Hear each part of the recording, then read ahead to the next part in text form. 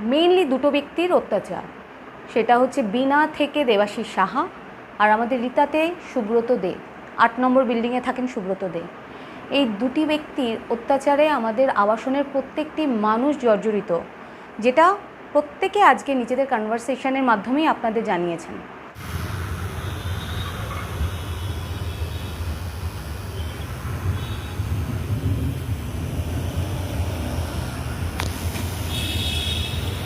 আপনারা দেখছেন আদর্শ তিতুমির পত্রিকা, সঙ্গে রয়েছি আমি ধৃতরাষ্ট্র।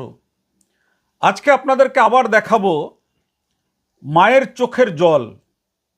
আপনাদের মনে আছে যে এর আগের পর্বে আমরা আপনাদেরকে দেখিয়েছিলাম নিউ ব্যারাকপুর থানা এলাকার সাজিরহাটের রীতা বিনা অ্যাপার্টমেন্ট, যে অ্যাপার্টমেন্টের মধ্যে মৃত্যু শয্যায় থাকা এক মায়ের থেকে তার মেয়ে এবং জামাই সমস্ত সম্পত্তি লিখিয়ে নিয়ে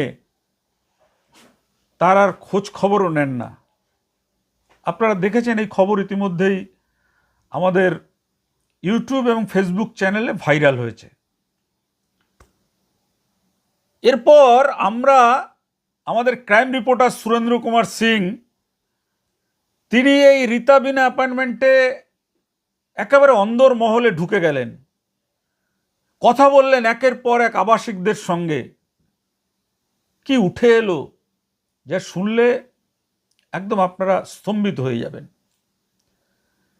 আজকের যে খবরটা আপনাদের সামনে আমরা পড়ছি, এটা মনে রাখবেন, একটা সম্পর্ক, একটা স্বাক্ষর আর এক বুক চোখের জল। স্নেহময়ী মা সারা জীবন খেটে সঞ্চয় করে গড়ে তোলা এক টুকরো ভিটে, মানে ওই ফ্ল্যাট বাড়িটা আর কি, মেয়ে জামাইয়ের মুখের দিকে তাকিয়ে বিশ্বাস করেছিলেন, ভেবেছিলেন নিজের রক্ত, নিজের ঘর, তাই ভালোবেসে ভরসা করে সব সম্পত্তি লিখে দিয়েছিলেন তাদের নামে। কিন্তু তারপর কি হলো? বদলে গেল চিত্রটা। যে মেয়ের হাসিতে মা বাঁচতেন, সেই মেয়েই নাকি আজ আর মায়ের পাশে নেই। যে জামাইকে নিজের ছেলের মতো দেখতেন, তার বিরুদ্ধেই এখন চাঞ্চল্যকর অভিযোগ। মা বলছেন, সম্পত্তি লেখার পর থেকেই শুরু হয়েছে অত্যাচার। নেই খাবার, নেই ওষুধ, নেই মাথার উপর একটু মায়া। বৃদ্ধ বয়সে নিঃস্ব অবস্থায় ওই ফ্ল্যাটের নিচে আজ তার চোখ দিয়ে শুধু জল পড়ছে। সেই জল শুধু তার একার নয়, সমাজের প্রতিটা মানুষের লজ্জার জল। দেখুন, আইন আদালতের লড়াই চলছে, চলবে, কিন্তু আইনের রায় আসার আগেই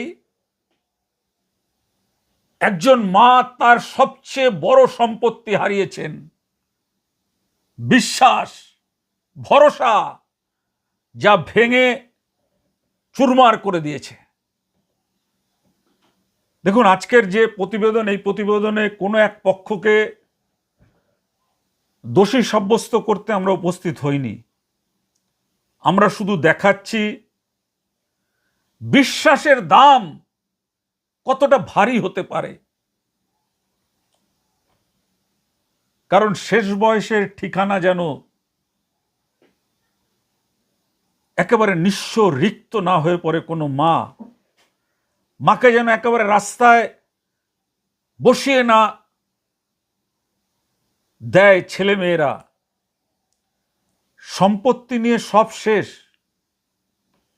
মেয়ে জামাইয়ের বিশ্বাসঘাতকতা আমাদের আঘাত করেছিল। তাই আমাদের প্রতিবেদক, ক্রাইম রিপোর্টার, সে ছুটে গিয়েছিলেন ওই রীতা বিনা অ্যাপার্টমেন্টে, প্রতিবেশীদের সাথে কথা বলেছিলেন। কি বলছেন প্রতিবেশীরা? এই দেবাশিস সাহা সম্পর্কে আমাদের কাছে যে চিত্র এসছে তা কিন্তু অত্যন্ত মারাত্মক একটি চিত্র এসছে। এক সময় দেখা যাচ্ছে আবাসনের মধ্যে তিনি তৃণমূলের ঝান্ডা নিয়ে মিছিল করছেন, আবার যেই তৃণমূল হেরে গেলেন তখন তিনি হয়ে গেলেন বিজেপির ঝান্ডা নিয়ে আবার ছবি তুলে ফেসবুকে ছাড়ছেন। আচ্ছা, তার আগে আমাদের ক্রাইম রিপোর্টার সুরেন্দ্র কুমার সিংয়ের অন্তর্তদন্তে প্রতিবেশীরা কি বলছেন এই দেবাশিস সাহা সম্পর্কে, এই মতামতের দায় দায়িত্ব তো মানে প্রতিবেশীদেরই, তারা বলেছেন, আমরা তুলে ধরছি, দেখুন সেই মতামত। আমি শ্যামলী চক্রবর্তী, আমি রীতা আবাসনে থাকি। আসলে মেন যে ঘটনাটার ভিত্তি করে আজকের এই পডকাস্ট বলতে পারেন, সেটা হলো আমাদের আবাসনের মেইনলি দুটো ব্যক্তির অত্যাচার। সেটা হচ্ছে বিনা থেকে দেবাশিস সাহা আর আমাদের রীতাতে সুব্রত দে, 8 নম্বর বিল্ডিংয়ে থাকেন সুব্রত দে। এই দুটি ব্যক্তির অত্যাচারে আমাদের আবাসনের প্রত্যেকটি মানুষ জর্জরিত, যেটা প্রত্যেকে আজকে নিজেদের কনভারসেশনের মাধ্যমেই আপনাদের জানিয়েছেন। সবথেকে বড় কথা, আমরা কিন্তু আজকে 13 বছর আছি আবাসনে, কোনো দিনই আমি আবাসনে সেইভাবে ইনভলভ ছিলাম না, বাট আজকে লাস্ট 1 ইয়ার ইনভলভ হতে বাধ্য হয়েছি, কারণ সব কিছুর না একটা মানে লিমিটেশন থাকে। আজকে যখন বিগত কমিটি ছিল, সেই কমিটি থেকে জোরপূর্বক 50,000 টাকা উইদাউট এনি নেম, একজন মহিলা যেহেতু সেক্রেটারি ছিল তাকে ভয় দেখিয়ে নিয়ে নেওয়া হয়, সেটা নেয় দেবাশিস সাহা। তো এইসব অত্যাচার বহুদিন আবাসনে চলছে, মুখ বন্ধ করেই থাকতাম যে কি দরকার এইসবে পড়ে। কিন্তু সত্যি বলতে নিজেকে না বিবেকহীন মনে হলো একটা সময়ের পর, যখন প্রত্যেকটি আবাসিক, বিশেষ করে যারা বয়োজ্যেষ্ঠ কাকু কাকিমারা রয়েছেন, প্রত্যেকে যখন ফোন করে বলল যে এই আবাসন হয়তো আর বসবাসযোগ্য নেই, সবাইকে ছেড়ে পালাতে হবে এই একটি মানুষের ভয়তে, আর তাকে সঙ্গ দিচ্ছে সুব্রত দে। দুটি মানুষই ক্রিমিনাল মাইন্ডের মানুষ এবং ধরতে গেলে চোর। জোরপূর্বক ক্যাশ যে চেকটা নেওয়া হয়, সেই চেকটি জোর করে নিয়ে নেওয়া হয়, যেহেতু কমিটির থেকে তাদের ওটা নাকি প্রাপ্য। তারা ভয়তে কিছু বলতে পারেনি, দিতে বাধ্য হয়েছে। কোনো মানুষ যখন ব্ল্যাঙ্ক চেক দেয় একজন মহিলা, বুঝতেই পারছেন তার মানে মেন্টাল কন্ডিশনটা কী ছিল যে সে বাধ্য হয়েছে একটা ব্ল্যাঙ্ক চেক দিতে। আজকে আমাদেরকে ঢুকতে বাধ্য করা হয় কমিটিতে, কারণ আমরা ইয়াং জেনারেশন, আমরা যেভাবে একটু দৌড়ঝাঁপ করে কাজটা করতে পারবো সেটা সত্যিই আবাসিকরা, যেখানে যারা বয়স্ক কাকুরা বা কাকিমারা রয়েছেন, তাদের পক্ষে সম্ভব নয়। এই কারণেই কিন্তু আজকে আমরা নিজেরা ভীষণ ব্যস্ততার মধ্যে থাকা সত্ত্বেও নিজেদের ইনভলভ করতে বাধ্য হয়েছি। আমাদের কেরিয়ার ভীষণভাবে সাফার করছে, কিন্তু আমরা শুধু নিজেদের কথা ভেবে কিন্তু এই আবাসনের গুরুত্বপূর্ণ জিনিসটাকে মানে আমরা ইগনোর করতে পারছি না। আজকে দুটো মানুষ প্রত্যেকটা মানুষকে অত্যাচার করছে, সেটা তো আছেই, আর আমরা ইনভলভ হয়েছি প্রবলেমে বা কেসে, তার একটাই কারণ, আজকে বিগত বহু বছর রীতা আবাসনের কী কন্ডিশন ছিল সেটা প্রত্যেকটা মানুষ জানে, প্রত্যেকটা মানুষকে তো জর্জরিত করতোই। এখন এই যে ডেভেলপমেন্ট, আমাদের সিকিউরিটি রুম থেকে শুরু করে, এন্ট্রান্স থেকে শুরু করে, আমাদের প্লেগ্রাউন্ড, আমাদের ওয়াটার পাম্প, টোটাল রীতা আবাসনের বিগত কিছু বছরের ছবি আর এখনকার ছবি দেখলে মানুষ বুঝতে পারবে within a year huge change. এই চেঞ্জটা উনি কিছুতেই মেনে নিতে পারছেন না, কারণ ডেভেলপ হচ্ছে না সোসাইটি, সবাই আমরা ইউনাইটেডলি ভালো থাকতে শিখেছি। সেই কারণবশত কনস্ট্যান্ট উনি প্রত্যেকটা মানুষকে পরিচিত করছেন যাতে মেনটেন্যান্স না দেয়, সিকিউরিটি সিস্টেম নষ্ট করছেন, লোককে অকথ্য ভাষায় গালাগাল দিচ্ছেন, মেয়েদেরকে যে মানে যেন তেন প্রকারেণ অপমান করা, মানে তুই তুকারি ছাড়া তো কোনো কথাই নেই। আর যখন আমরা এই সাহায্য প্রার্থী হয়ে পুলিশ স্টেশনে যাচ্ছি, আমার নামে 2 বার 107, ক্যান ইউ ইম্যাজিন? আমাদেরকে দেখে কি ক্রিমিনাল মনে হয়? আমরা সমাজের জন্য বা আমাদের আবাসনের জন্য কিছু করতে আগ্রহী, এইটুকুই। আমাদের সেই ব্যাপার নেই যে আমাদের কিছু প্রাইভেসি মানে প্রাইভেট কোনো এখান থেকে লাভবান হচ্ছি। আমরা নিজেরা যৎপরণস্তি চেষ্টা করছি কী করে আবাসনকে উন্নয়নের পথে নিয়ে যাওয়া যায়। কিন্তু আজকে যে পুলিশকে বা আমাদের মানে যারা মেইন পরিকাঠামোটাকে ধরে রাখবে, যাদেরকে আমরা বিশ্বাস করে যাচ্ছি, তারা যদি আমাদের কথা না শোনে, ইভেন দেবাশিস সাহার প্ররোচনায় পুলিশ আমাদের ওপরে 107 করছে। আমি একবার নই, আমি 2 বার 107-এর ভুক্তভোগী।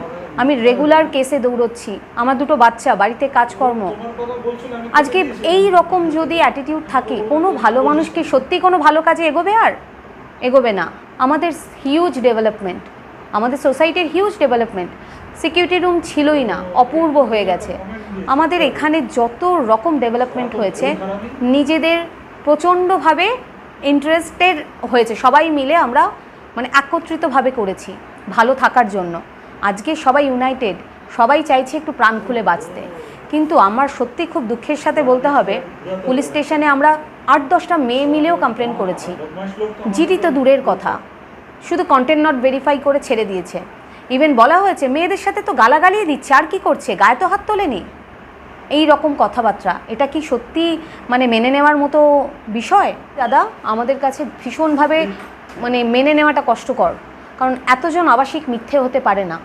গোটা রীতা আবাসন, বিনা আবাসনের প্রত্যেকটি আবাসিক কিন্তু আমরা মিথ্যে নই। আমরা একটু সহজ সরলভাবে বাঁচতে চাই, ইউনাইটেডলি ভালো থাকতে চাই, এই গুন্ডাগর্দি অত্যাচার থেকে মুক্তি চাই।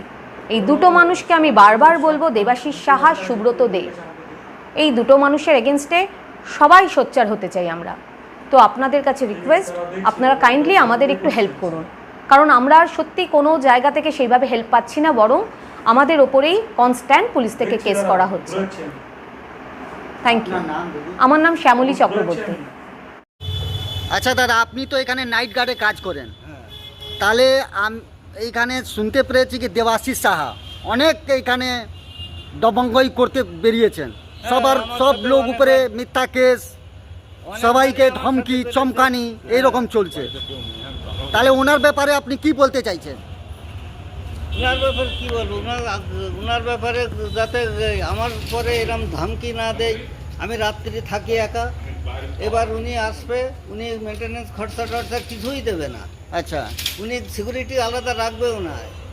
এর পরিবর্তে আমরা গেট খুলি না বলে আমাদের কমিটির যে নিয়ম আছে যে মেনটেন্যান্স খরচা দেবে না সে নিজে গেট খুলে ঢুকুক, উনি সেটাও করবে না। উল্টে পুলিশ নিয়ে আসবে, তিনবার পুলিশ নিয়ে এসছে আমার ধরাই দেওয়ার জন্য। মানে সবাইকে পুলিশ নিয়েও চমকায়। হ্যাঁ। ওর কাজই হচ্ছে পুলিশকে নিয়ে চমকানি ধমকানি করানো।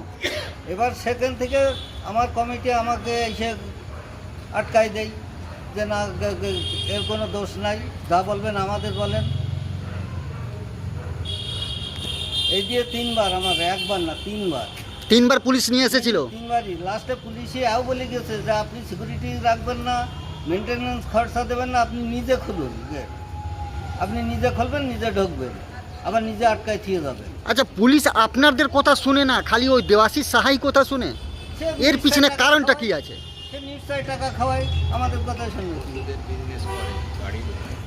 তারপরে ভিতরে বিজনেস করে, ওর গাড়ি ঢোকে, তা আমরা খুলতে যাবো কেন? সে যখন সিকিউরিটি রাখবে না, আমরা কেন ফাওতার খাটতে যাবো? আমরা এখানে সিকিউরিটি কাজ করতে এসে।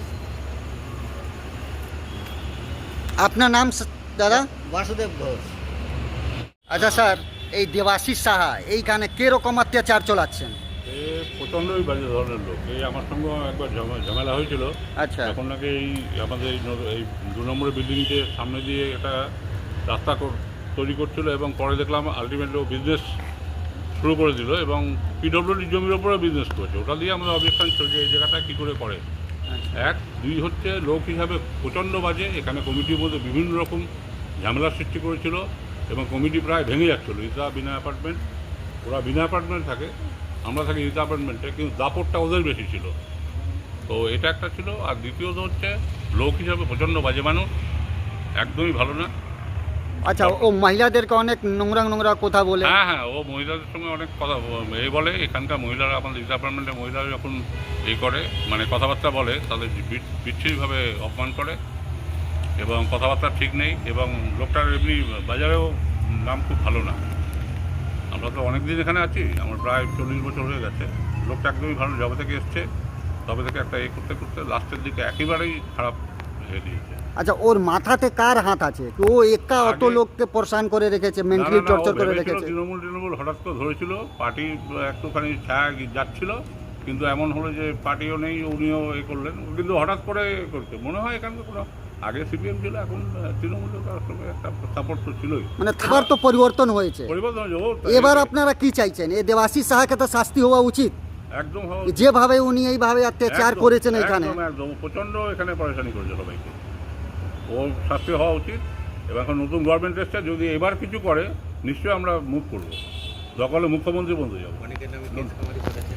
আগে আগে আপনার নাম বলুন। আমার নাম দেবাশিস সেন।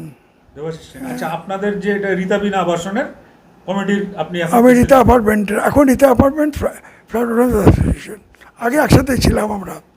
যখন একসাথে ছিলাম তখনই আমাদের তখন থেকেই ও লেগেছে। আচ্ছা, আপনাদের ওপরে যেটা শুনতে পেলাম যে আপনাদের এখানকার যারা প্রবীণ নাগরিক রয়েছেন তাদের নামে মিথ্যা কেস করা হয়েছে এবং আপনাদেরকে আদালতে পর্যন্ত আমি তার কি হয়েছিল? আমি আমি আমি তার আগে যাচ্ছি। আপনি এটা তো অনেক পরে, আমি তার আগে যাচ্ছি। যখন আমি প্রেসিডেন্ট ছিলাম তখন প্রায় এসে আমাদের তখন সেক্রেটারি ছিল মুনমুন, ওকে তো জঘন্য ভাষা গালাগালি দিত, চোর, তখন জেল খাটাবো। তখন ওর সাথে আমার রিলেশন ছিল। কে এই লোকটাকে, নাম কি তার? তার নামও দেবাশিস সাহা। আমি তখন অনেক বুঝিয়েছিলাম তখন, এরকম করো না, নিজের ওয়েটটাকে নষ্ট করো না। তখন চুপ করে যাবে, কিন্তু আবার একই অ্যাকাউন্টস বোঝে না, অ্যাকাউন্টস নিয়ে কথা বলে যায়। তারা কি করেন কি? উনি কী করেন এটা তো বলা মুশকিল। কী করেন না সেটা আমি জানি না। না না, কী করেন আমি জানি না। উনি ব্যবসা করেন জানি। আচ্ছা, হ্যাঁ, উনি আপনাদের উপরে কেন এরকম আপনাদের উপর অত্যাচার কেন করলেন? আমরা পুলিশ লেলিয়ে বলুন আমরা না। আমরা আমরা প্রোটেস্ট করলাম। মানে ওনার অনৈতিক কাজের? হ্যাঁ, আমরা প্রোটেস্ট করলাম। কি ধরনের অনৈতিক কাজ করছে? আমি একটা উদাহরণ দিচ্ছি। হঠাৎ বিনা অ্যাপার্টমেন্ট থেকে একটা সাদা কাগজে চিঠি এলো যে আমাদের এইটা করতে হবে, আমাদের এই টাকা দেওয়া হোক। সাদা কাগজে, নো সিগনেচার। তো যেটা আমাদের আমাদের এক্সিকিউটিভ মিটিংয়ে প্লেস করা হলো। আমরা বললাম যেটা নেক্সট মিটিংয়ে আমরা ডিসিশন নেব। তা আপনাদের নামে কি মানে মিথ্যা যে কেসটা না, করা হলো, কি কেস হলো? কেসগুলো তো ওদের নামে আচ্ছা, করেছে। ওনাদের নামে করেছে। আমি তো প্রেসিডেন্ট ছিলাম না। না, ছিলাম প্রেসিডেন্ট, কিন্তু আমার নামে করেনি। কেন করেনি? আমার নামে করেনি। আর আপনারা এখন কি চাইছেন? আপনি এখন কি চাইছেন সভাপতি হিসেবে? আমি চাইছি শান্তিতে থাকতে।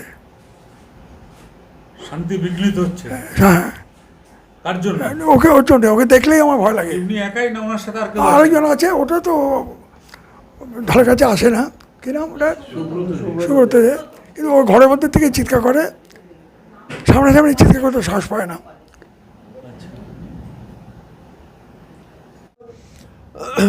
ঘটনাটা ঘটেছে 14 মার্চ। যেদিন আমরা কয়েকজন গেটে ছিলাম, কিন্তু গেট থেকে ওনাকে দেখে ওনার গাড়ি নিয়ে ঢুকছিলেন। আমরা চলে আসছি, গেট ছেড়ে চলে এসছি এদিকে, ফ্ল্যাটের দিকে ভেতরের দিকে চলে আসছি। এবং ওনাকে দারোয়ান গেট খোলেননি। আমাদের ছিল যে যারা দেয় না, সিকিউরিটি চার্জেস দেয় না, তাদের জন্য গেট খোলা হবে না, তারা নিজেরা গেট খুলে যাতায়াত করবে। এবং যেহেতু এটা ছিল নির্দেশ ছিল, দারোয়ান গেট খোলেনি। এবং উনি সেখান থেকে পুলিশ কল করেন, পুলিশকে অভিযোগ করেন যে একটা মিথ্যা অভিযোগ করেন যে ওনার অ্যাম্বুলেন্স আসছিল, অ্যাম্বুলেন্সকে বাধা দেওয়া হয়েছে। এরকম কোনো ঘটনা ঘটেইনি। মানে আপনাদের নামে কেস করার জন্য এই যে পুলিশকে হাতিয়ার করলেন। তারপরে যথারীতি পুলিশ এলো, গেটের সিকিউরিটি পার্সন যে ছিল তিনি আমাদের খবর করাতে আমরা ওখানে গেলাম।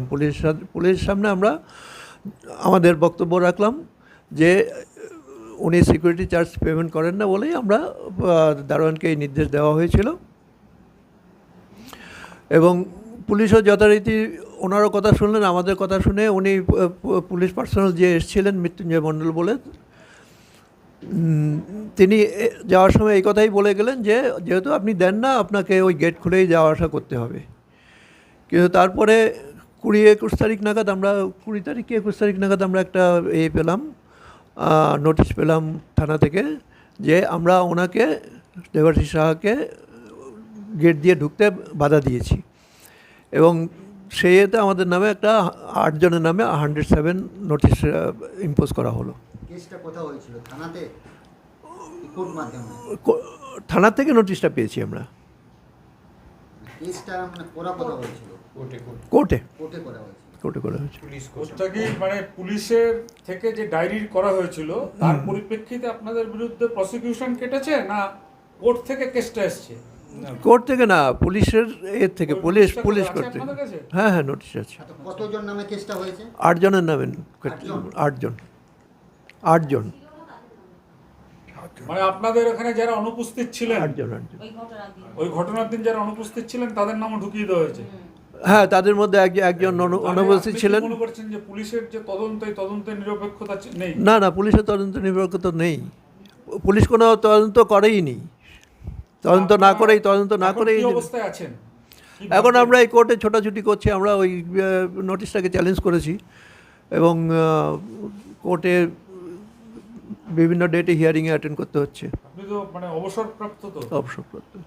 এখন কোর্টে দৌড়াতে হচ্ছে, কোর্টে দৌড়াতে। শান্তির খোঁজে এসে কোর্টে যাচ্ছেন। এই তো। আপনার নাম? আমার নাম অমরচন্দ্র লোধ। আসলে আপনাদের যে আবাসন, এই আবাসনের যে শান্তি সেটা বিঘ্নিত হচ্ছে। আমরা খবর পেলাম আপনাদের নামে মিথ্যা কেস করা হচ্ছে। আপনি একজন প্রধান শিক্ষক, এখানে আছেন মানুষ তৈরি করার কারিগর। কি ঘটনা হয়েছে একটু বলুন তো।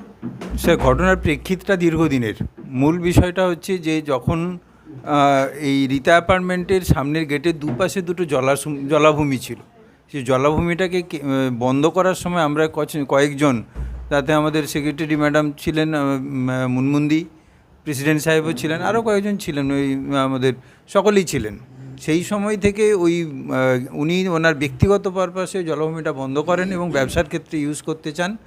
আমরা যেটা জেনে বাধা দিতে যাই, তার প্রেক্ষিতেই দেবাশিস সাহা এই আমাদের উপর অকথ্য গালিগালাজ এবং মারধরটুকু বাকি রেখেছিলেন, মারধর করতে এসেছিলেন। সেইটা ছিল মূল বিষয়। তারপর থেকে ধীরে ধীরে রীতা অ্যাপার্টমেন্টের পুরো যে রীতা বিনা আবাসন আবাসিক সমিতি বলে আমরা একটা চালাতাম, যেখানে আমরা সুন্দর সুস্থভাবে থাকতাম, কিন্তু সেখানটাকে উনি ডিস্টর্ট করলেন এবং আমাদের যিনি সেক্রেটারি ম্যাডাম মুনমুন দাশগুপ্ত, তার উপর মানসিক অত্যাচার। সেই সঙ্গে তারা যারা সহযোগিতা করতাম, আমাদের মতো কিছু মানুষজন নিরীহ, আমাদের শিক্ষকতা করি, আমাদের যতটুকু সামর্থ্য রয়েছে একে সাহায্য করতাম। কিন্তু আলটিমেটলি সেই জায়গাতে উনি ওই জায়গাটা দখল করে এই রীতা অ্যাপার্টমেন্টের মধ্যে একটা অসম্ভব অস্থির পরিবেশ তৈরি করা এবং ওনার একটা সুপ্রিমেসি তৈরি করা। অনেক অবৈধ কাজের মধ্যে উনি নিজের একটা ফ্ল্যাট আছে বিনা অ্যাপার্টমেন্টে, সেখানে অবৈধ ওষুধের ব্যবসা করেন, ওষুধ মানে সঞ্চয় রাখেন। আবার সেই সঙ্গে রীতা অ্যাপার্টমেন্টের একটা পোর্শনে উনি ওই যে বললাম খালটাকে বন্ধ করে দিয়ে ওইখানে এখন পাথরের ব্যবসা করেন। এই সব বিভিন্ন ধরনের ওনার অবৈধ ক্রিয়াকর্ম। সেই সঙ্গে একটা পলিটিক্যাল নেক্সাস থাকতে পারে, কারণ আমরা যখন রাজনৈতিক নেতৃত্বের কাছে যাই, কাউন্সিলরের কাছে, তারা আমাদের কথা শোনে না, অথচ উনি বললে সঙ্গে সঙ্গে থানা পর্যন্ত খুব সহজে কাজ হয়ে যায়। পুলিশও তাই। আমাদের মনে হয় কোথাও একটা আমাদের ক্ষেত্রে পুলিশ এবং প্রশাসনের সঙ্গে একটা ব্যাড নেক্সাসের মধ্য দিয়ে আমাদের ওপর খুব মানসিক অত্যাচার করতে থাকে। এখন আপনাদের বিরুদ্ধে যে পুলিশ কেসটা একটা যে 107 একটা করা হয়েছে, আপনাদের অপরাধীর কাঠগড়ায় দাঁড় করানো হয়েছে, পুলিশি ভাষায় যেটা বলা হয় মানে আসামি করা হয়েছে। তা আপনি একজন প্রধান শিক্ষক, কি কেসটা ওখানে দিয়েছে? স্যার, এটা হচ্ছে 107 নাম্বার। আমরা নাকি খুব নটোরিয়াস পারসন। আমরা নাকি এই অঞ্চলের এই রীতা অ্যাপার্টমেন্টের মানে যে সমস্ত কি বলা যেতে পারে, এইখানে নাকি আমরা অসম্ভব অশান্তি তৈরি করছি এবং একটা নটোরিয়াস কাজকর্ম করছি কুখ্যাত ব্যক্তি হিসাবে। আমরা এইটা কারণটা কিছুই নয়, উনি এই রীতা অ্যাপার্টমেন্টের যে একটা মিনিমাম সিকিউরিটি চার্জ 300 টাকা করে আমরা মাসে দিই। এখানে 3-4 জন করে আমাদের সিকিউরিটি পার্সোনাল থাকে, তাদের মাইনেরটুকু দেওয়ার জন্য উনি সেইটুকু চাঁদাও দেন না। এই নিয়ম আছে এবং সেক্ষেত্রে যারা দেয় না, তার মধ্যে 2 জন ব্যক্তি বিশেষ করে তাদের আমরা বলেছিলাম গেটম্যানকে যে যদি ওনারা না দেন তাহলে ওনারা গেট খুলে যাবেন, তাতে আমাদের কিছু নয়, তোমরা খুলে দিও না। এটা আমরা ইনস্ট্রাকশন দিয়েছিলাম, এটাতে কোনো নেই। আমরা যখন থানা থেকে পুলিশ এসেছিলাম আমরা জানিয়েছিলাম। কিন্তু অদ্ভুত ব্যাপার, আমাদের উপর কোনো কিন্তু ওনাকে বাধা দেওয়া হয়নি, কোথাও কিচ্ছু হয়নি। উনি আমাদের এগেনস্টে কেস করলেন 107 এবং পুলিশ কোনো কিন্তু করেনি, মানে কোনো যে এখানে ইনভেস্টিগেশন করা তা কিচ্ছু করেনি। না করে আমরা একটা খেলাম, 107 খেলাম। এখন মাঝে মধ্যে যেতে হয়, আমি এখন প্রধান শিক্ষকতা ছেড়ে এখন থানা কোর্টে যেতে হয় মাঝে মধ্যে, স্কুলের ছাত্রদের বাদ দিয়ে। আপনি কি মনে করেন যে পুলিশের যে তদন্ত বা পুলিশের যে ঘটনাটা ঘটেছে সেই প্রকৃত ঘটনাটা পুলিশের তদন্তে উঠে আসেনি? একদম না, একদম নিরপেক্ষ নয়, এবং ওনারা আমার মনে হয় কোথাও না কোনো পারচেজ রয়েছেন, আমার এটুকু ব্যক্তিগত বিশ্বাস। তদন্তে গাফিলতি গাফিলতি হয়েছে, 100% গাফিলতি আছে। প্রধান শিক্ষককে নটোরিয়াস কি আমরা জানি না তো, সেটাই বুঝে উঠতে পারছি না যে আমরা কি অন্যায় কাজটা করেছি। আমার নাম দেবাশিস মুখোপাধ্যায়, আমি প্রধান শিক্ষক গোবরডাঙ্গা খাটুরা হাই স্কুল। দিদি, আপনি তো এই রীতা বিনা আবাসনের এক্স সেক্রেটারি। হ্যাঁ ছিলাম, 2018 সাল থেকে রীতা বিনা আবাসন আবাসিক সমিতির সেক্রেটারি ছিলাম। এখন শুনতে পেলাম যে আপনাদের নামে কেস করা হয়েছে এখান থেকেই। হ্যাঁ, একজন ব্যক্তি- এই দেবাশিস সাহা প্রথম থেকেই মানে বেশ 2-3 বছর ধরেই আমাদের আবাসনের এবং বিনা আবাসনের সমস্ত মানুষদেরকে নানান রকমভাবে উত্ত্যক্ত করা, মহিলাদের, বিশেষ করে মহিলারা আর বয়স্ক লোকদের, তাদেরকে মানে এমনও কিছু কিছু কথা বলেছেন যেগুলো আমরা মুখে আনতে পারি না। যাই হোক, তো সবাইকে অপমান করার জন্য একটা ওনার প্রবণতা, আর সব কিছুতে প্রমাণ করতেন যে উনি একজন বিরাট প্রভাবশালী। সব কিছুতেই বলতেন কেস দেবে, আমি তোমার নামে কেস দিতে পারি, তোমার পাশে কেউ দাঁড়াবে না, মানে ঠিক এইরকমভাবে। তা আপনার নামে আজকে কেস করা হয়েছে? আমার নামে 107 করেছে। দুটো? দুটো। আমরা যখন আমাদের বিনা অ্যাপার্টমেন্ট এবং রীতা অ্যাপার্টমেন্ট যখন আমাদের আলাদা হলাম আর কি, এই ভদ্রলোকের জন্যই আজকে বিনা অ্যাপার্টমেন্ট এবং রীতা অ্যাপার্টমেন্ট সেপারেটেড হয়েছে আমাদের, যার জন্য Rita apartment flat owners association নামে একটা কমিটি গঠন করা হয়েছে। আমরা তখন ভাবলাম যে আমরা আলাদা যদি চলতে চাই তাহলে আমাদের পুজোটাকে আলাদা করে নেব, ওরা আলাদা পুজো করবে। তো তখন আমরা ইনজাংশন জারি করলাম পুরো প্রপার্টির ওপর। তো বিনা অ্যাপার্টমেন্টের ওই দেবাশিস সাহা এবং আরও 2-1 লোক আমাদের চিলড্রেন পার্ক যে আছে সেখানে দুর্গাপুজো করে, এবং তখন আমাদের এদিকে ইনজাংশন জারি করা প্রপার্টি যেখানে, সেখানে তারা দুর্গাপুজো করছে, কালী পুজো করছে, ঠিক আছে, কিন্তু গ্যাদারিং করে মিটিং করছে এটা আমরা দেখার জন্য আমাদেরকে উকিল বলেছিলেন যেতে, দেখে ওটার কোনো ভিডিও বা কোনো ক্লিপ কিছু যদি পাওয়া যায়। তা আমরা সেটার জন্য গেছিলাম যখন, তখন আমাদেরকে তুই-তুকারি করে, আমরা 4টে মহিলা গেছিলাম আর 2জন পুরুষ মানুষ গেছিলেন, কিন্তু তারাও কিন্তু বয়স্ক। তাদেরকে তুই-তুকারি করে আমাদেরকে বললেন, ও তোরা এসেছিস ছবি তুলতে, ভিডিও তুলতে, দাঁড়া তোদের ভিডিওগুলো নিই, তোদের এই ভিডিওগুলো আমাদের খুব কাজে লাগবে। হেনস্থা করলো আপনাদের, উল্টো কেস একদম করলেন উনি। একদম উল্টে কেস করলেন উনি। আর যারা ছিলেন না, যারা দেখেন উনি, তাদেরকেও উনি উইটনেস হিসেবে ডেকে নিয়ে আসলেন। আর আমাদের নামে 4-5 দিন পর 107 হলো। পুলিশের এখানে কোনো ভূমিকা নেই, পুলিশ কোনো তদন্ত তো করলোই না, উল্টে আমরা আদৌ কি করেছি না করেছি সেটাও যেমন খোঁজ নিলেন না, উল্টে যারা ছিলই না উইটনেস তাদেরকে উইটনেস বানিয়ে ছেড়ে দিল। আর পুলিশ কি বলল, ওইটা নাকি ইনজাংশন প্রপার্টি তারা জানে না, আমাদের নামে কোনো চিঠি তারা বাড়িতে পাঠায়নি। যখন আমরা জিডি করতে গেছি তখন আমরা জানি যে আমাদের নামে একটা 107-এর নোটিশ এসেছে ওদের কাছে, পুলিশ সেগুলো আমাদের বাড়িতে তখনও দেয়নি, আমরা তখন গিয়ে জানতে পারলাম। তাহলে পুলিশের সঙ্গে ওই যে যার নাম আপনি বলছেন দেবাশিস, হ্যাঁ, দেবাশিস আমাদের দেবাশিস সাহা, সাহা, তার সাথে পুলিশের একটা ঘনিষ্ঠ আমার তো যোগাযোগ মনে আছে। হয় ঘনিষ্ঠ আতাত আছে, কিছু লেনদেনের কোনো ব্যাপার আছে। দিদি, আপনার নাম? মনসা দাশগুপ্ত। আমাকে আমি বিনা 1 নম্বরে থাকি।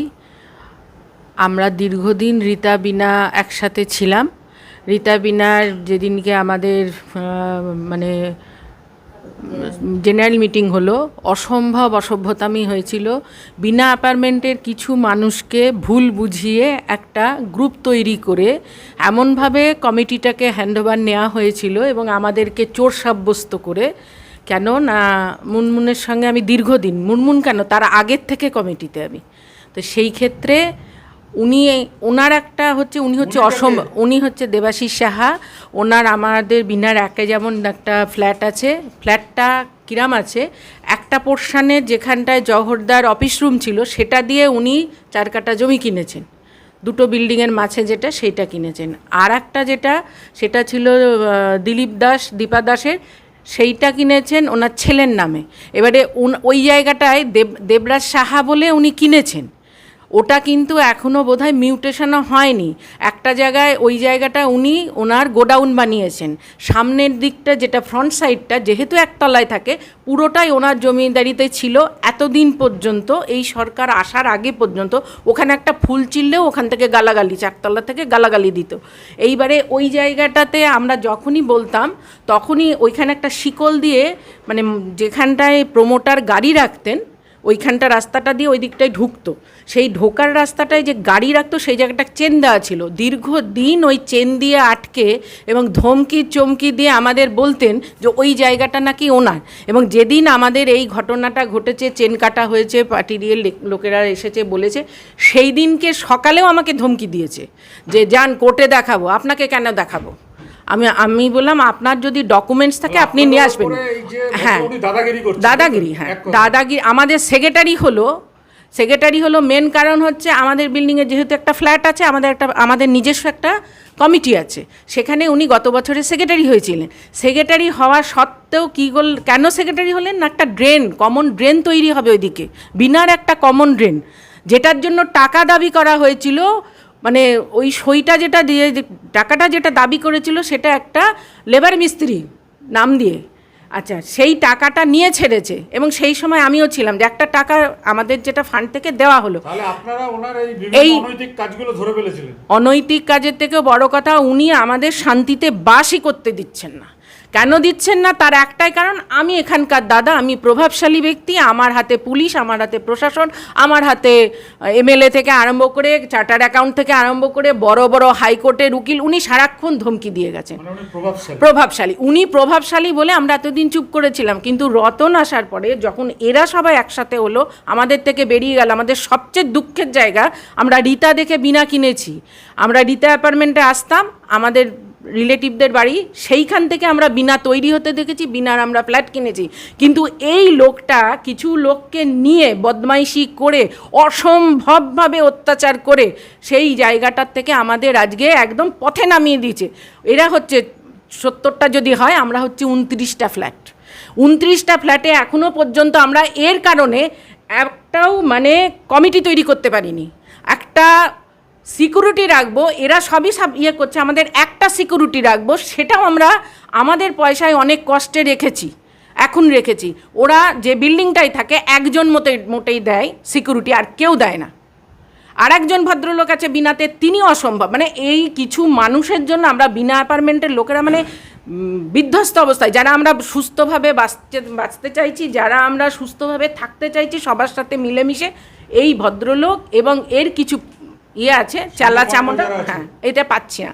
আর একটা হচ্ছে আমাদের বিল্ডিংয়ের সেপটিক ট্যাঙ্ক আছে, সেপটিক ট্যাঙ্কের ধার দিয়ে একদম বড় বড় নারকেল গাছ, সুপুরি গাছ, যেখান দিয়ে ড্রেন গাছে সেখানেও নারকেল গাছ, সুপুরি গাছ দিয়ে ওই জায়গাটাকে একদম, একতলার যে বাড়িটা, দুটো ছোট ছোট বাচ্চা আছে, ওই জায়গায় পুরো জবা গাছ, সবেদা গাছ, হানাতানা গাছ, ওই সব করে রেখে দিয়েছে। আমাদের অবস্থাটা কিরম হয়েছে বলুন তো? এতদিন আমরা রীতার সাথে ছিলাম, আমরা অর্থনৈতিক কষ্টে আমরা বুঝতে পারিনি, কিন্তু এখন যখন আমরা বিনা আলাদা হয়েছি, আমরা থাকতে পারছি না।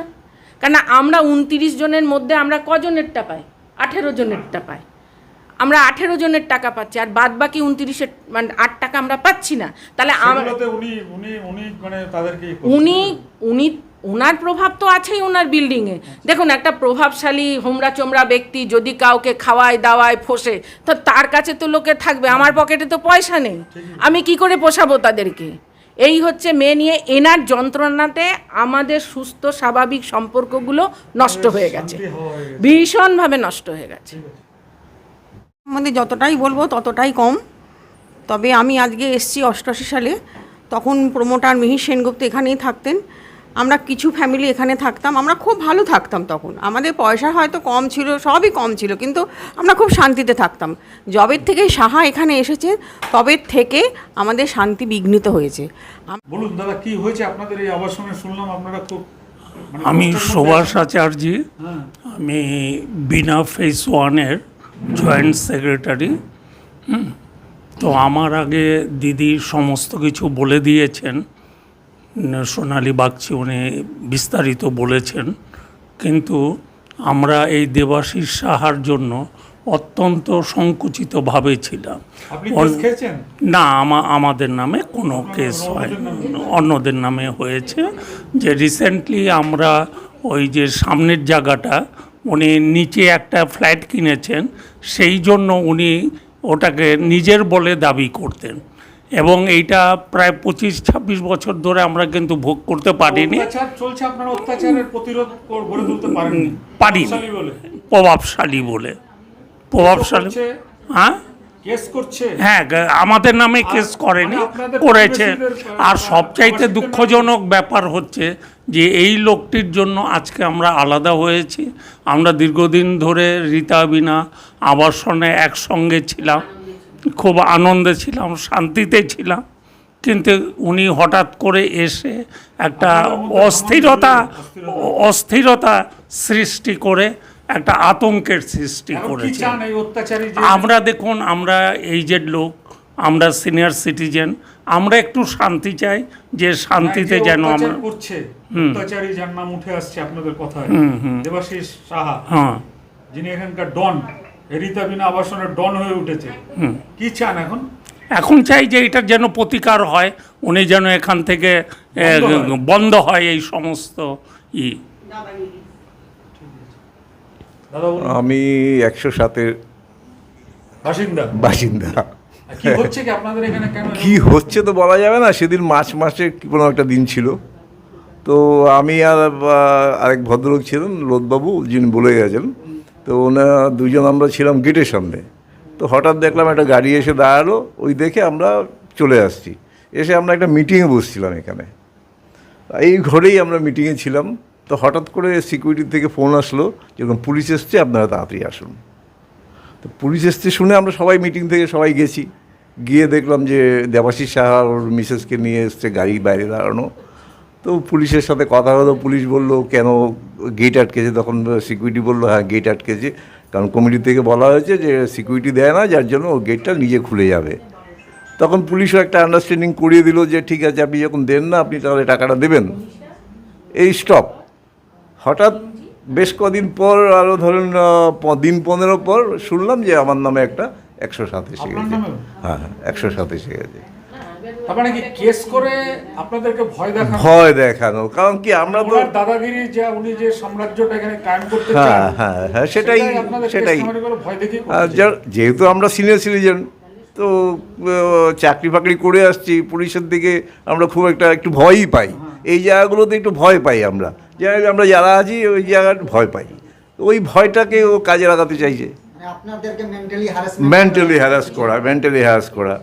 আর পুলিশ থেকে কোনো ইনভেস্টিগেশন আমাদের করেও নি, আসেও নি। সাক্ষী দুজন আছে, একজন ওনার মিসেস, বিনা তদন্তেই কেস হয়ে গেছে। হ্যাঁ হ্যাঁ হ্যাঁ। তো এতটা জানি না আমরা, হয় কি না তাও জানি না, কারণ এইসব সম্বন্ধে আমরা কোনো ওয়াকে বল না। হ্যাঁ, চ্যালেঞ্জ করেছি। আপনার নাম কি কাকু? চিত্তরঞ্জন ধর, আমি রিতা অ্যাপার্টমেন্ট ফেজ 2-এ থাকি। কি হয়েছে কি বলুন তো, কি অত্যাচার হয়েছে মানে এই আমরা সব এই বয়স্করা একসাথেই আমরা সব থাকি, ঘোরাঘুরি করি, এবং কেস যেগুলো হয়েছে ওগুলো শুনেছেন। তো আমার নামে তো কেস দিতে পারে নাই আর কি, দেয় নাই, বা যাই হোক ভুলে গিয়েছে হয়তো, ভবিষ্যতে দিবে কি তারও ঠিক নাই। এরকম বদমাশ লোক, ও না বয়স্কদের সম্মান দিতে জানে, না মেয়েদের দিতে জানে, এবং অত্যাচার করছে। অত্যাচার মানে এইরকম লোক এখান থেকে বার করে দেওয়া উচিত। সে যেভাবেই হোক, প্রশাসনকে করে যাই হোক। আমার আগে একটা হয়েছিল কেস, আমার আগে একবার কেস হয়েছিল, তখন দুর্গাপুজো মহিলারা করতো, তখন বোধ হয় 10-12 বছর আগে। তখন আমার বাড়িতে সামনে দুর্গাপুজো হতো, আমার বাড়িতে সমস্ত সব থাকতো, পুজোর কাজ টাজ সমস্ত করতো, সমস্ত ইয়েতে। তখন দুর্গাপুজোর সেক্রেটারি ছিল বোধ হয় রুনু। হ্যাঁ, আমার মিসেস খুব ভালোবাসতো, বোনের মতো। যাই হোক, দুর্গাপুজো যখন হয়ে যাবার পর আপনার যে খরচা করে লেখে, ও জানেও না কে একজনা দিয়েছে। যাই হোক, ওইটা নিয়ে ও তখন ফোনে এরকম ভাষা করেছে, মানে মেয়েদেরকে এবং ওর মাকে শুদ্ধ ছাড়ে নাই। হ্যাঁ, ওকে, আমার মেয়েকে এই ভাষা কথা বলেছে। তখন আমার মেসেজ তখন উত্তেজিত হয়ে থানায় গিয়েছিল। তখন থানায় বোধ আরও এখানে গিয়েছিল কয়েকজনা, আর এরা গিয়েছিল, এই গৌতম গিয়েছিল, তারপরে রুনু, এসব এরা খুব হেল্প করেছে। আরও 3টে ছেলে ছিল, কৌশিক, এরা সব ছিল। তখন হতে কোর্টে আমার মিসে অল্প অন্যরকম, মানে খুব রাগী ছিল যে ও সহ্য করতে পারতো না। ও কোর্টে গিয়ে ওকে কেস ফাইল করেছিল। তারপরে তো সমন এসেছিলো, যাদের এসেছিল তারা গিয়েছিল।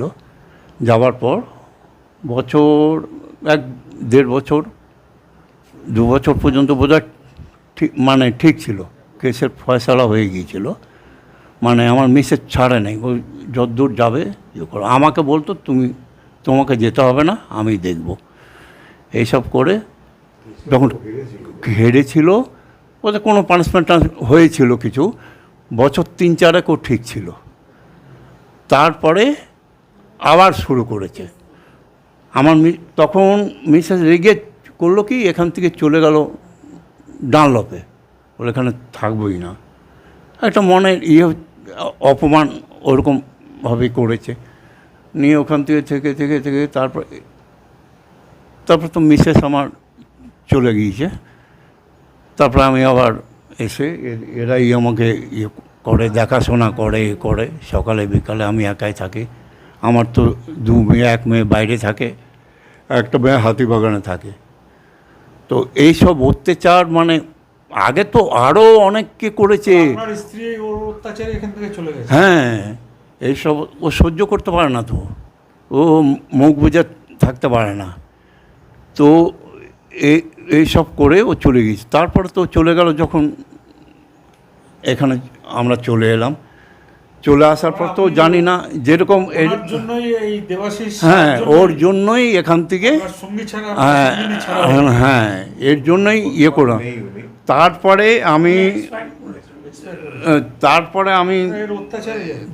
আমি বলেছিলাম এখানে কোনো কিছুতেই থাকবো না।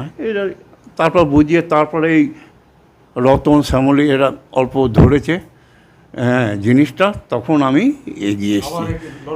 কিন্তু এ ঠিক হবে না যতক্ষণ না এর কোনো একটা বিশাল কিছু হবে। এ নিজেকে দাদা বিশাল মনে করে। ও কথায় কথায় পুলিশ, থানা, হেন তেন, সবার পক্ষে তো কোর্ট, এই যাওয়া আসা, এই বয়স্করা, মেয়েরা, হ্যাঁ সেই সুযোগটা নিচ্ছে। এবং সেই সুযোগটা করে দিয়েছে প্রশাসন আগের, এসব কাউন্সিলর বলুন, থানা, পুলিশ বলুন, এরা এই যে 107 কেসটা করেছে, সিস্টেম আছে, হতে পারে, থাকতে পারে। নাহলে এই যে 107 কী করবে? লড়াই করতে পারবে? ওই যে লোদবাবু আছে, ওর কোনো লড়াই করতে পারবে? এদের এগেনস্টে পুলিশ একবার জানবে না কেন 107 করেছি? শর্ট করে 107 কেন করবে পুলিশ? সেই যে পুলিশ করেছে ওই পুলিশকে ধরা হোক। পুলিশ না জেনে শুনে কোনো ইনকোয়ারি না করে কেন? তবে কেন করবে? পুলিশ জানে না এই 70 বছর 75 বছর এরা এই কাজ করতে পারে কি না? আপনারা তো শুনলেন। দেখুন, এখানে কিন্তু স্পষ্ট হয়ে গেছে যে এই দেবাশিস সাহা, যিনি এই আবাসনের যারা